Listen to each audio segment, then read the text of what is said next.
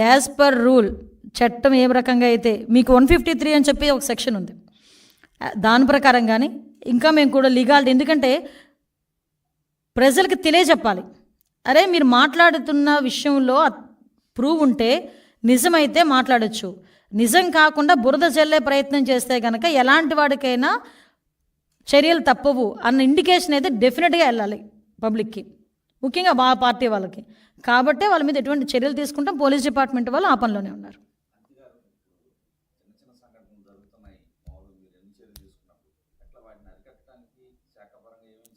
Yes, నిజమేనండి. ఇప్పుడు మీరు అబ్జర్వ్ చేశారో లేదో, చిన్నపిల్లలు, నేను మొన్న కూడా చెప్పాను, చిన్నపిల్లల అబ్యూజింగ్స్ గురించి మేము చాలా డీప్గా దాని మీద అనాలిసిస్ చేసుకున్నాం. అనాలిసిస్ చేసుకుంటే ఫర్ ఎగ్జాంపుల్ ఒక 10 సంఘటనలు జరిగినాయి అనుకోండి, 10 సంఘటనల్లోని కూడా 10 సంఘటనలు కూడా నియర్ బై పక్కింటి వాళ్ళు కానీ, వాళ్ళతో బాగా క్లోజ్ అసోసియేషన్లో ఉన్న వాళ్ళు కానీ, వాళ్ళ తాతలు వరసలు వాళ్ళ రిలేషన్స్ కానీ, వాళ్ళే ఎక్కువగా ఇలాంటి అఘాయిత్యాలకి పాల్పడడం ఒక ఎత్తు అయితే, ఎక్కువ మేజర్గా కల్తీ మద్యం తాగి మద్యం మత్తులోని గంజాయి మత్తులోని మాత్రమే ఇలాంటి సంఘటనలు జరుగుతున్నాయి. సో దాన్ని ఏ విధంగా అరికట్టాలి, దాన్ని ఏ విధంగా అవేర్నెస్ క్రియేట్ చేయాలనే ఉద్దేశంతో లాస్ట్ టైం చెప్పాము, నార్కోటిక్ టాస్క్ ఫోర్స్ గంజాయి విషయంలోని మేము ఏర్పాటు చేస్తున్నాం.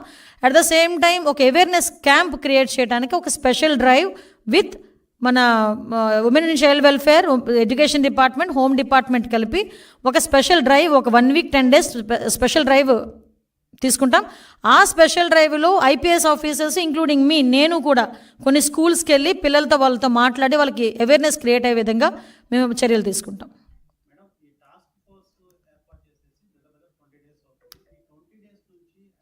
టాస్క్ ఫోర్స్ ఇంకా ఏర్పాటు చేయలేదండి, టాస్క్ ఫోర్స్ ఏర్పాటు చేస్తామని చెప్పాము. 1 or 2 డేస్లో టాస్క్ ఫోర్స్ ఏర్పాటు చేసేస్తాము. దానికి స్పెషల్గా ఒక ఆఫీసర్ని అలాట్ చేయాలి, స్పెషల్ ఆఫీసర్ని అలాట్ చేయాలి, ఒక ఐపీఎస్ ఆఫీసర్ని అలాట్ చేయాలి, డిఎస్పీ స్థాయిలో అడిషనల్ ఎస్పీ స్థాయిలో వ్యక్తులను అందులో అలాట్ చేయాలి. దీనికి ఒక లీగాలిటీ ప్రకారం చేయాలి కాబట్టి దానికి ఒక టైం తీసుకుంటున్నాం అంతే. అది డెఫినెట్గా జరుగుతుంది. At the same time within 1 week 4-5 డేస్లో 2 డేస్లో టోల్ ఫ్రీ నెంబర్ వస్తుంది. దానికి ఇంటర్నల్గా ఇక్కడ మనకి బిఎస్ఎన్ఎల్ కానీ దేనికైనా టైప్ చేయాలి. ఓవరాల్గా టోల్ ఫ్రీ నెంబర్ కూడా ఒక 4-5 డేస్లో టోల్ ఫ్రీ నెంబర్ కూడా ఇస్తాం. డీజీ స్థాయి అధికారి, అడిషనల్ డీజీ స్థాయి అధికారి వస్తారు, ఒక ఐజీ స్థాయి అధికారి వస్తారు.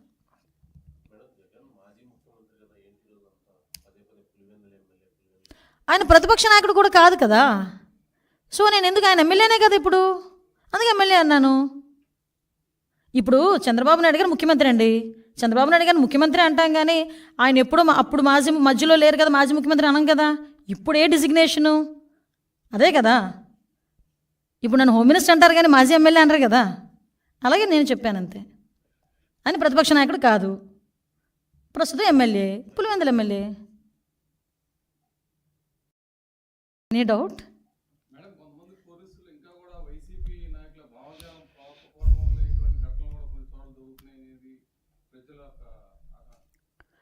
లేదండి, ఇందాక మీరు చెప్పినట్టు ఒకటైతే క్లియర్, ఇంతవరకు 5 సంవత్సరాలు పోలీస్ డిపార్ట్మెంట్ పరిస్థితి ఏమైపోయిందంటే, తెలుగుదేశం పార్టీ ఇళ్ళ దగ్గర మేము వెళ్ళి కాపలాలు కాసామా, ఉదయాన్నే వెళ్ళి వాళ్ళని అరెస్టులు చేసామా, హౌస్ అరెస్టులు చేసామా, బారికేడ్లు కట్టామా, 990 మంది వెళ్ళి జగన్మోహన్ రెడ్డి ఇంటి దగ్గర కాపలా కాసామా, ఇదే వాళ్ళకు వచ్చింది. కానీ ఇప్పుడు వాళ్ళ రెగ్యులర్ డ్యూటీస్ ఏంటి అన్న విషయంలో ఇప్పుడు వెళ్తున్నారు కాబట్టి కొంచెం అటు ఇటు బ్యాలెన్స్ చేయడానికి కొంచెం టైం పడుతుంది. నాకు తెలిసి స్ట్రీమ్ లైన్లోకి వచ్చారు పోలీస్ డిపార్ట్మెంట్ అంతా. కాకపోతే లాస్ట్ 5 సంవత్సరాలు పోలీస్ వ్యవస్థని నిర్వీర్యం చేసి పాడేశాడు. మీరు నమ్ముతారా, నేను ఇందాక చెప్పాను, ఫింగర్ ప్రింట్ ఒక అథెంటికేషన్ ఒక మిషన్ ఉంటుంది. అది కనుక ఒక క్రిమినల్ ఎవరైనా దొరికితే వాడికి ఫింగర్ ప్రింట్ పెడితే వాడు ప్రీవియస్ క్రైమ్స్ అన్నీ కూడా వచ్చేస్తాయి బయటికి. అలాంటి వాటికి డబ్బులు ఇవ్వలేదని, డబ్బులు కట్టక అవన్నీ కూడా మూలన పడిపోయినాయి. సీసీ కెమెరాస్, నాకు ఉదయం ఒక అతను ఫోన్ చేశాడు, అమ్మ నా కారు అద్దం పగలగొట్టి విజయవాడ దుర్గగుడి దగ్గర కారు అద్దం పగలగొట్టి ఒక బ్యాగ్ తీసుకెళ్ళిపోయారు అంటే నేను అన్నాను అనమాట, పోలీస్ కంప్లైంట్ ఇచ్చారంటే, మేడం అక్కడ సీసీ కెమెరాస్ పని చేయట్లేదంట మేడం. సీసీ కెమెరాస్ కూడా వాటికి కూడా డబ్బులు ఇవ్వలే, సీసీ కెమెరాస్కి కనీసం పోలీసుల వెల్ఫేర్కి కూడా కనీసం ₹1 కూడా ఈరోజు వరకు ఇవ్వలే, పోలీస్ వెల్ఫేర్కి కూడా. సో అటువంటి సిచ్యువేషన్లో పోలీస్ డిపార్ట్మెంట్ ఫోరెన్సిక్ ల్యాబ్స్ లేవు. ఇలాంటి సిచ్యువేషన్స్లో పోలీస్ డిపార్ట్మెంట్ మాత్రం ఎంతవరకు పరిగెడుతుంది? లాస్ట్ టైం దాన్ని ఏం చేశారంటే దాన్ని అలా నిర్వీర్యం చేసేసి వాళ్ళ పనులకు చేసుకోవడానికి ఉపయోగించుకున్నారు డిపార్ట్మెంట్ని. ఈరోజు అలా కాదే, డెఫినెట్గా ఎక్కడ ఏ ఇన్సిడెంట్ జరిగినా ముఖ్యమంత్రి స్థాయిలో ఉన్న చంద్రబాబు నాయుడు గారు డెఫినెట్గా దాని మీద రియాక్ట్ అవుతున్నారు. మిస్సింగ్ కేసుల గురించి కానీ ఏ కేసుల గురించి అయినా క్లియర్గా ఒక ముఖ్యమంత్రి స్థాయి వ్యక్తి ఈరోజు లా అండ్ ఆర్డర్ విషయంలోని కానీ at the same time ganja విషయంలోని కానీ శాంతి భద్రతల విషయం అన్నింటిలోని కూడా వైట్ పేపర్ రిలీజ్ చేస్తున్నాం. మేము చెప్పాలి, ప్రజలకు కూడా చెప్పాలి. అరే 5 సంవత్సరాలు ఎలా నిర్వీర్యం చేశారు, 5 సంవత్సరాలు ఎలా దాడులు చేశారు అన్న విషయం ప్రజలకు తెలుసు, గుర్తు చేయాలి ఒకసారి. నమస్కారం. ఒక విష సంస్కృతి క్రియేట్ చేయటానికి, అదేవిధంగా ప్రజల్లో ఒక విషపు బీజాలు నాటడానికి ఇంతకుముందు సీఎంగా ఉండి 2019 నుంచి 24 వరకు సీఎంగా ఉండి ప్రజల చేత చేత్కరించబడి 11 సీట్లకే పరిమితమైన ఒక పులివెందుల ఎమ్మెల్యే జగన్మోహన్ రెడ్డి నిన్న మొన్న చూస్తూ ఉంటే ప్రభుత్వం మీద బురద చల్లడానికి, ప్రజల్లోని ఒక భయాన్ని క్రియేట్ చేయడానికి నంగనాచి కబుర్లు మాట్లాడడం చూస్తూ ఉంటే విడ్డూరం అనిపిస్తుంది.